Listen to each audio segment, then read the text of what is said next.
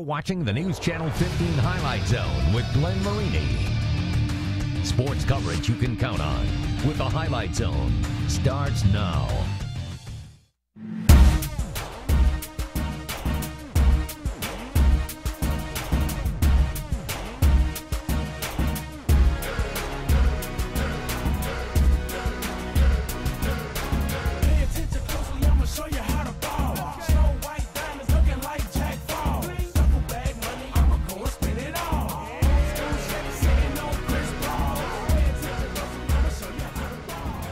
Whether you like capri pants, Ugg boots, or prefer a suit tailored head to toe, let's say in full bright orange, there is one fashion statement every team wants to make by the end of the season. They all want to be wearing a crown. Tonight, no toddlers and tiaras, just a title to be won for the SAC, and for that, we go to Joe Whalen with more. Joe? Well, who wants the SAC crown? A win for Northrop gives the Bruins the title. If Concordia wins and Northside loses, the Cadets hoist the hardware. But if Northrop loses and the Redskins win, Northside is dancing at the top. Got it? Good. Let's start with the biggest piece of the puzzle. Concordia visits Northrop. It's your Highlight Zone game of the week. Northrop's Barrett Coleman sporting the orange suit, getting Bruins Nation all fired up before tip-off. The real Bruins, meanwhile, nowhere to be found in the opening minutes. Off the opening tip, Thomas starts, walks that one in. Then it's Brian Grimeau, another senior from Ryan Gross. Nothing gross about that for Concordia fans. They led this one 15-13 after one. In the second, Northrop going to the tried and true Bryson Scott, and old Bryson finishes with the basket and one more. 23-21 Concordia at the half.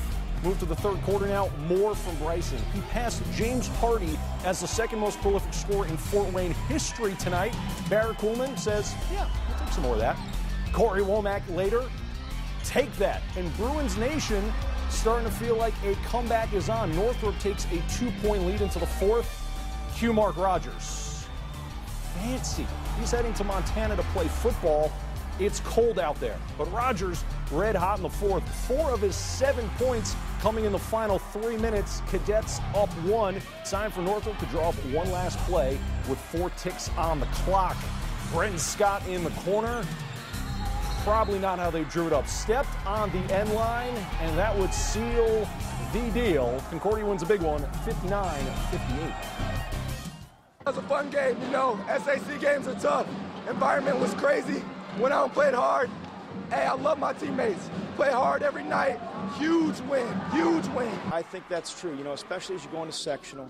In an atmosphere like this, you want to see how you do in this kind of environment, and I felt like we were pretty resilient tonight.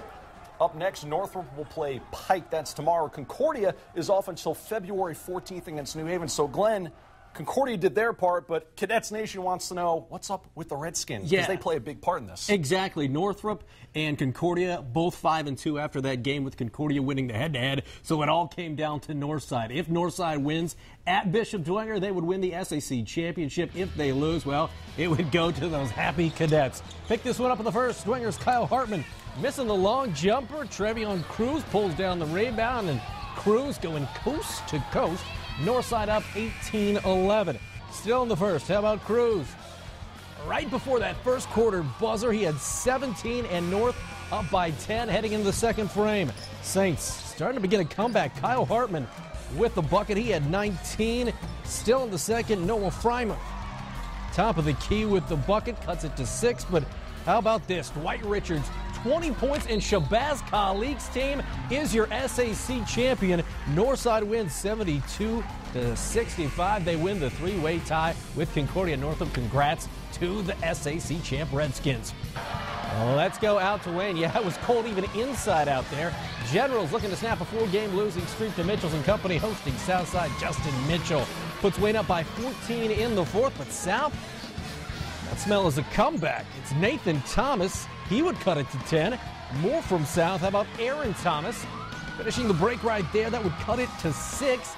Eric Hairston had himself a night. 18 points. He would go down there. That would cut the lead to 4 on that 3-point play, but Justin Mitchell, simply too much. Mitchell had 41 points as Wayne wins at home 72-65 over South. Out at Bishop Luers, Jalen Smith honored before the game, presented with the Indiana Mr. Football Award and jersey. He's going to sign with Notre Dame on Wednesday. Check out Wayne.com to hear from Jalen from tonight's ceremony. It was Snyder and Lures. That was V.J. Blackman with a little short jumper there. And then, how about this? Tyrell Johnson knocking down the three. Lures up by 6 early. John Tudor saying, we got this, guys. Well, Trayvon Covington did. He knocks down the 3, but Snyder down by 6 as we head to the second quarter. V.J. Blackman. Yeah, IU offered him in October, and he's only a freshman. He buries the 3. Then it's James Blackman Jr. We know he's going to end up in the cream and crimson. The and 1. Lewis puts up 92 tonight as the Knights down to the Panthers, 92-73. Moving on to the girls' side, Southside locked up their second conference title in a row last Friday night. The Archers' goal this evening to finish undefeated in conference and get rid of that momentum into sectionals next week at Homestead. Southside at Wayne, and we pick it up in the third. South up 43-26. Ariana Simmons, trying to find Lake and Gully. It's unconventional, but it still counts for 3. Gully knocking down the triple. It's a 20-point lead for South there. Wayne trying to answer. Carmen James with the bucket. And Juanita Goodwell says, you know what, we can't do that next week in sectionals. They can do this. Simmons took Gully for 3 again, and South finishes undefeated in SAC play as they take down Wayne by a final of 67-44. Snyder and Bishop Lures, the Panthers, coming off a comeback win at Homestead on Tuesday night. That was a huge one. Third quarter, it's Lures freshman Taya Andrews down low, but the Knights down by 12. Snyder coming right back. Brianna Moore had herself a night. 17 points for Snyder. Then it's Meredith Shipman. You know she can shoot, she can pass it too.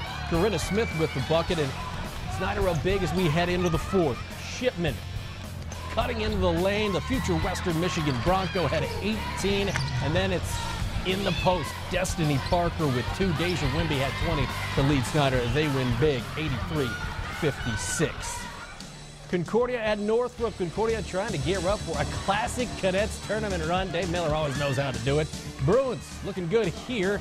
Chantel Rogers with the bucket, but the Bruins down by just 3. How about Jackie Dixon with a jumper there? That would tie it at 26. Then it's Courtney Smith. She's been doing it all season long. No surprise she had a big game tonight. 16 points that would lead Concordia. Closing seconds of the third. Watch this. Aaliyah Swari. Oh, are you kidding me? Puts it on spin cycle, a little reverse to beat the buzzer. She had 18, but it wouldn't be enough. Concordia slides by the Bruins, 41-38. Final stop tonight in the SAC, Northside at Bishop Dwenger, and we pick it up in the first quarter.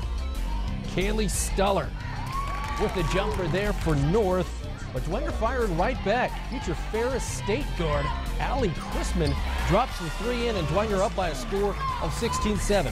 Sierra Miranda, one of the better young players in the area. She would drain this one for 3. She's been an offensive force this year for the Redskins, but too much Dwenger on their home court. Alyssa Gibson, this is what she does. Cleans it up with the putback as Dwenger wins this one by 21, 58-37. Excuse me. We got to take a 2-minute timeout, but coming up after the break, we're going to dive deep into the NECC. Up in Angola, the Lady Hornets looking to finish the conference season undefeated. Plus, the top 2 teams in the NECC boys standings going head-to-head in Ligonier. Westview at West Noble. We got your highlights and much more coming up in the zone. I'm Jalen Smith. I'm Mr. Football of Indiana, and you're watching the Highlight Zone.